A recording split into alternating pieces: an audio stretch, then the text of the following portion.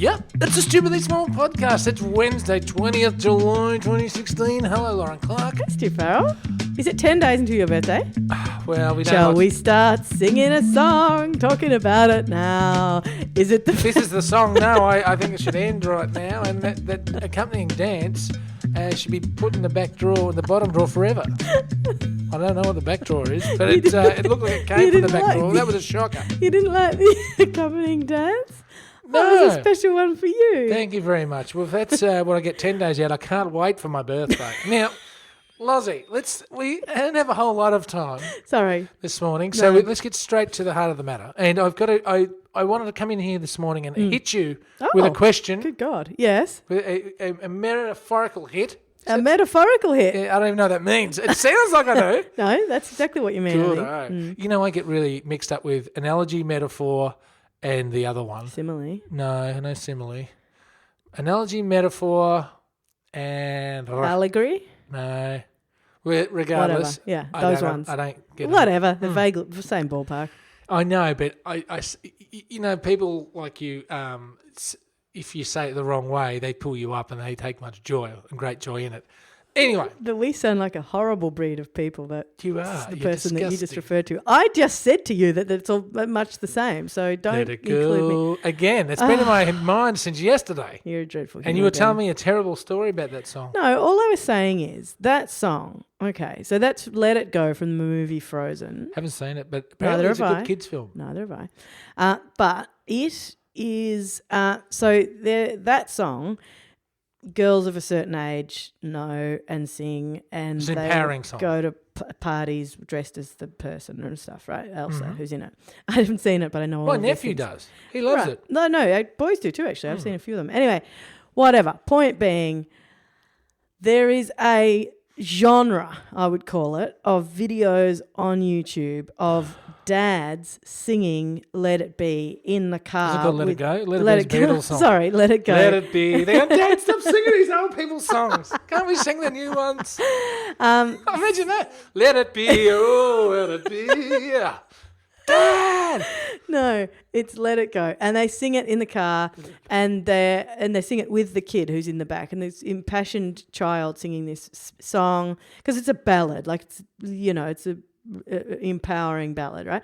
And so the little girl's singing and the little dad's singing along. The big dad singing along. Could be a little dad. Who knows? A little dad. Baby patting him on the head. Little dad. Imagine if everyone had a little dad and a big dad. Anyway, but there is this whole so it's supposed to be this heartwarming genre of men singing, the dads singing along to this song with their kids, and I think it is patronising. And I think it's great, you sing with your kid, but also they've put the camera on the front thing so that they can film themselves and make themselves into these kind of dad heroes. And I am of the belief that there are a lot of dad heroes in the world, particularly in these generations where rules aren't quite, the dad doesn't have to go off to work and mum stays home. So there are lots of people who, including the jackpot and many others, who work extremely hard at being amazing parents. But if there was a woman who was a mum who put a thing on the dashboard and sang Let It Go with her kid, it wouldn't be like, oh, how heartwarming, look at how he's learnt all the lyrics and isn't he wonderful how he's singing, it's just a blah. Who are you hanging around with? Vom. Right. No, that's what all the comments say. Okay. Never read the comments, Stu. I think we've been here, but Life lesson number continue. one. What were you lesson saying? number 2, Lauren Clark, Yes. is, now, as You wanted to come in and hit me. That's what we started metaphorically. with. Yes. I am a record, or some sort of analogy anyway. Oh, hang on, we did a record, yeah. Oh, thank you. Yeah. I am on record as saying that I have a sick friend, which is it doesn't have to really be on record. Like Anyway, an legitimately very unwell friend unwell that- person, yeah. yes. And but I stay in contact with his housemate, just get updates, and but she's relatively new to mobile phone technology. Oh, the housemate? Yeah, Yeah. literally a housemate. Right, not an actual, not a stew not a partner, housemate, no, yeah. literally a housemate, Yeah. and dear old friend. I married my housemate, yeah. That's still one of my favourite things that you've ever said. Right. And Yeah. anyway, and I know he's been going through certain procedures over the last couple of weeks, Right. to try and assist him and just alleviate some pain or whatever. Yeah. It wasn't in a good way. Anyway, good. the other day, I get a one-word text message from the housemate. Oh, God. Yeah. And it just said, Finito. What? Yes. And, What? as you would imagine, my heart just sunk into my face. I I've gone, presume "What?" you're talking about this in this way because it didn't mean what you thought it meant. Well, I've said, what?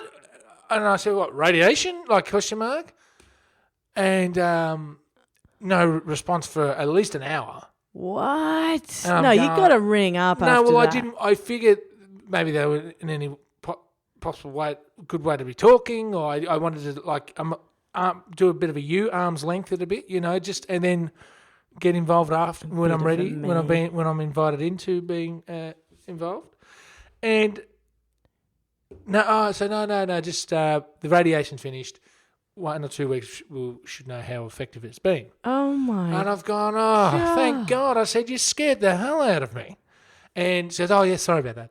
So anyway, I've point told you being- about my version of this. well, point being, what Yeah. sort of things, like, there's got to be some sort of etiquette or thought that goes into text messages at the time. Like, Finito. Imagine that's how you would that's excruciating. yeah. Well, You I'd know- almost go you- as you far as know- say excruci. My version of that story, I've told before, but is that I was mega pregger, right? I was MP. full term pregnant, yes, right, yes. with a human one time. Is that what And- happens? Right. Yeah, and I went to lunch with some old friends, old uni mates, and they'd both had kids themselves. Yeah.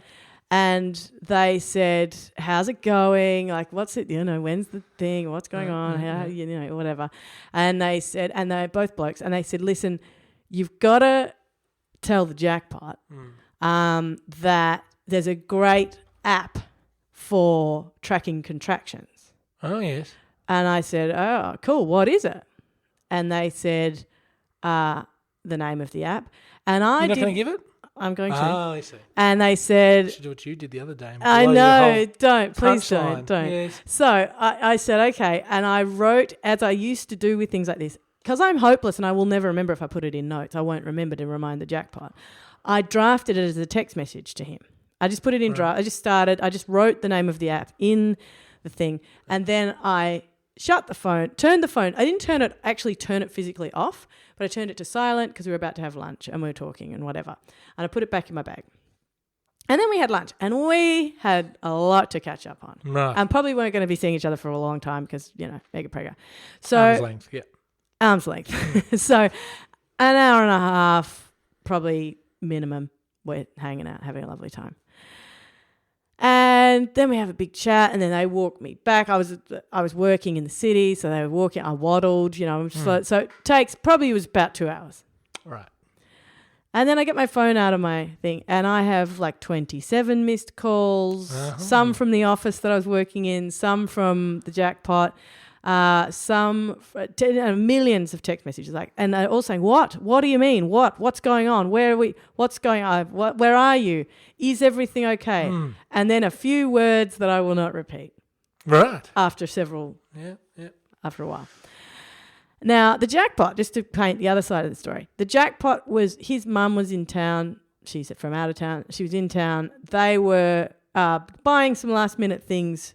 Nappies. No, but, stuff for like the similar, right? Nappies? No, not nappies. They were buying a bunch of stuff. Anyway. Nappies. Oh, my God. One of the things they're buying was a breastfeeding chair. Like there's a special chair that is good for breastfeeding. Your breast in the chair. You don't put your breast in the chair. It's like a medieval torture device. You don't put your breast in the chair. It's just got like arms in the right place and stuff to make it easy for... Anyway. Where is this chair? It's out there. It's the one. It's the IKEA... You're telling me I sit in a Black one. breastfeeding chair?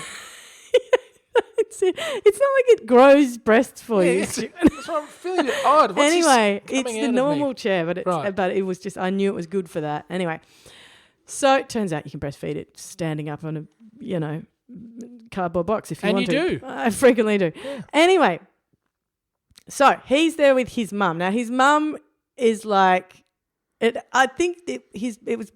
mum was there, made it more full on. Right. So what I had done was I obviously had inadvertently sent the draft text message Lauren. with the name of the app. The name of the app was Baby's Coming.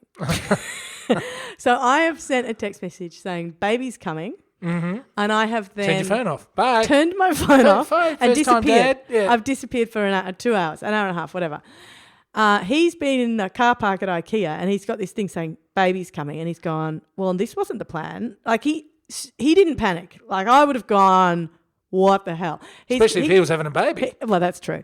But if I would have he went at first, he was like, well, this is weird, and probably had a little bit of initial panic, but then he was like, no, it doesn't make sense. Like, so he kept his head about him. Too calm-headed for me. He's a bit like that. He's a bit disgusting in that way. His mum, I think, provided a little bit of the, what? What do you mean? We'll get him in that breastfeeding chair and just give him a few what fors. Anyway, the point is, my office that I was working in, didn't realise I was coming back from lunch. So they said, we don't know, we haven't seen her, we think she left. So everything, It just conspired to panic the hell out of him. Everything was, anyway. You should just be really careful what text messages you send. Is my point? Lesson over. That's it, pretty much. Stupid. Stuart, do you listen to the Freakonomics podcast? I should, and this I is me subscribe to them, I think. This is me. I should, and I like them when I did, and I just don't get to them enough because they're more sort of informative than like desperately need to listen to. You know what I mean? I've got a few desperately need to listen to that are in the list before it. Well, the thing is, though, also because I'm spending a lot of time with the Cut the Fat podcast, that I don't have a lot of time. It's all the way over there. Well, yes, you still got your feet on the bench for 2 days. Anyway, the Freakonomics podcast. This turned up this description, and there's basically a big article about it. But it's called Are we ruining or no? Is the internet being ruined? Right?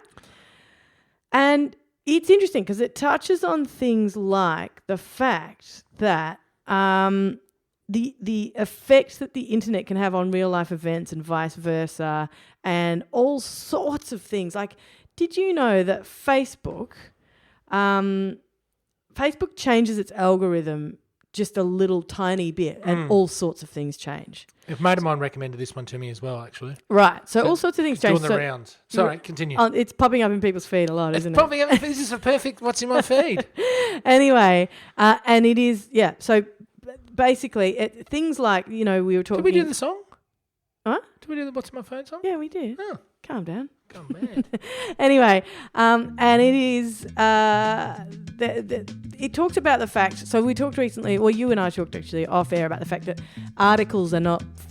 news articles are not showing up in Facebook anymore as much. And that's a deliberate decision by Facebook. They changed their algorithm. What that then did was ruined people's... a whole lot of news organisations' lives because they had built their whole news thing around the fact that Facebook was prioritising. Right. Yeah. So, and this talks about the fact that if you that Facebook can change its algorithm in one tiny, tiny way, and it can throw an election. It's like a butterfly's wing. Yeah, it can throw an election. It can really make the biggest difference to the way the world works. And it's a really interesting, of course, haven't finished it, but it's a really interesting article that I'm halfway through. You got to link it up there? Yep, I'm going to link it up. Lozzie, let's get out of here for today. Tomorrow's payday, of course, so I'm very much looking forward to speaking with you. Excellent. I will see you then, Stu. People can find us if they want to find us at stupidlybig.com. We're Stupidly Big on Facebook, Stupidly Big on Twitter, and we're Stupidly Big in iTunes. You can go there and give us a rating or a review. Stuart, yes, I'll see you tomorrow. No doubt. Thanks for existing. Bye-bye.